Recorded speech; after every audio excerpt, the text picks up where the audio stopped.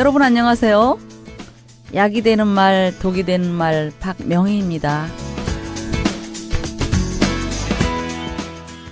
그동안 예를 들었던 부부지간의 갈등에서 나오는 대화를 보면 헤어지자, 날 사랑하지 않는다, 가장이 무슨 일을 하고 있는지도 모른다 는 등등의 아주 극단적인 말을 마구 사용하고 있었죠. 부부간에도 지켜야 할 예절이 있건만 이렇게 생각나는 대로 마구 짓거리는 것을 통해 부부 사이의 갈등으로 등장한 것이죠.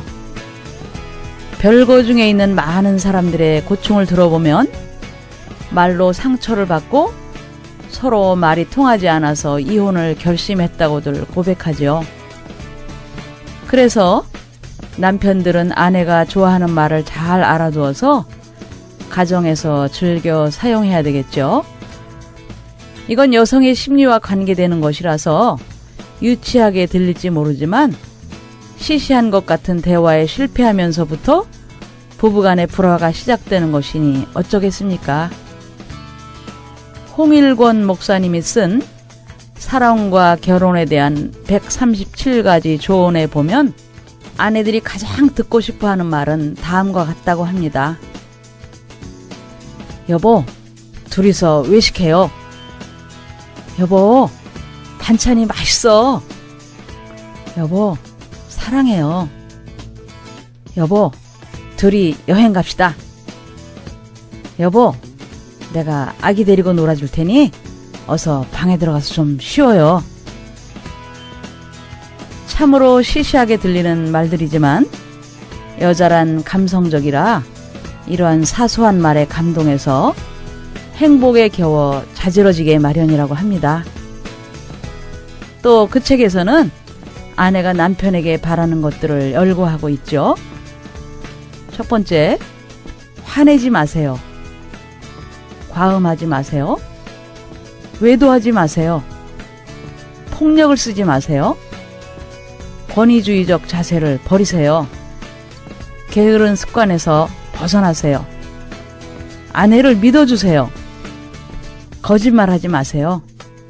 도박을 멀리하세요. 다정한 말을 해주세요. 이런 아내의 심리 리스트를 남편들이 꼭 알아두어야 하겠네요. 가정의 평화를 위한다면 말이죠. 여태 그렇게 살지 않았는데 낯간지럽게 어떻게 그런 말을 하느냐고 구시렁거리는 분들이 있을 겁니다. 원수를 대하듯 으르렁거리다가 갑자기 다정한 말을 한다는 것이 매우 이상하게 느껴지는 거죠. 아내는 남편에게 이런 쪽지를 써서 출근하는 남편의 호주머니에 넣어주면 어떨까요? 짧은 글이라도 아주 감동을 주는 경우가 많답니다. 여보, 제가 잘못했어요. 여보, 어제 제가 잔소리를 해서 무척 속이 상하셨죠? 미안해요. 여보, 당신 저 때문에 너무 힘드셨죠? 이제부터 잘할게요. 여보, 당신을 존경해요. 당신 아니면 누가 이 큰일을 해내겠어요. 역시 당신은 유능한 남편이에요. 또한 남편도 이런 글을 써서 식탁에 남기면 어떨까요? 여보, 내가 어제 그 일로 화냈던 거 정말 미안해요. 여보, 아이들 돌보느라 얼마나 수고가 많소. 당신은 참 좋은 어머니고 아내요. 여보, 당신 날마다 밥 짓느라 얼마나 고생이 많소. 오늘 아침 당신이 끓인 국은 참으로 별미였어. 당신 음식 솜씨는 자랑할 만하오. 여보, 이번 주말에는 야외로 나가 외식합시다. 날마다 부엌과 시장과 안방을 오가는 당신 때문에 우리 가족이 모두 행복하지만 당신 고생이 너무 많아요. 오늘 하루 당신을 부엌에서 해방시키고 싶구려. 여보, 난 당신을 너무 사랑해요. 당신을 만나지 않았다면 나는 얼마나 불행해졌을까 하는 생각이 들어서 이 글을 쓰는 것이요. 여보, 내가 당신이 어제 한 말을 가지고 화를 냈던 것 참으로 미안해요. 밖에서 지쳐 들어와서 신경이 날카로웠었나 보. 용서하구려.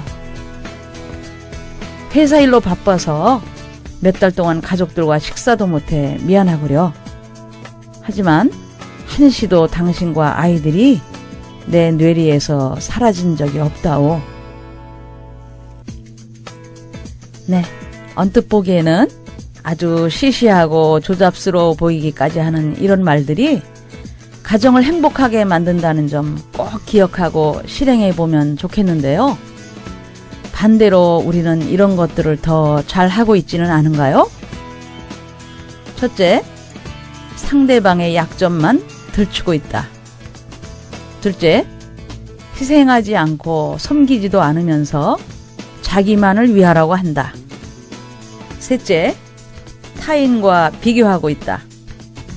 넷째, 자신은 변하지 않고 상대방이 변하기를 기다린다. 다섯 번째, 편견과 고집으로 자기 주장만을 내세우고 있다. 여섯째, 상대방을 향해 비평만 하고 있다. 일곱째, 두 사람의 사랑을 키울 생각이 전혀 없다. 네, 마지막으로 부부의 문제에서 지켜야 할 것이 있다면 해가 지도록 분을 품지 말라. 마귀가 틈을 탈까 함이라. 는 성경 말씀과 같이 부부간에 갈등이 오고 미움이 불처럼 일어날 적에는 그날로 서로의 감정을 말해서 분을 풀어야지 연장전을 펴지 말라는 것이죠. 부부는 침대에 들기 전에 마음의 앙금을 풀고 잠들어야 되는데 문제가 되는 부부들의 이야기를 들어보면 몇십 년 전의 사건까지 가슴에 품고 칼을 갈다가 두고두고 그 일을 들먹이는 부부가 의외로 많아서 정말 놀라움을 금치 못할 정도죠. 분을 품고 자면 마귀가 마음에 집을 짓고 계속 그 영향력을 발휘해서 종래는 망하게 하는 것이죠. 그 뒤에 나오는 성경 말씀을 좀 더 듣고 마치죠. 무릇 더러운 말은 너희 입 밖에도 내지 말고 오직 덕을 세우는 데 소용되는 대로 선한 말을 하여 듣는 자들에게 은혜를 끼치게 하라. 여러분, 안녕히 계세요.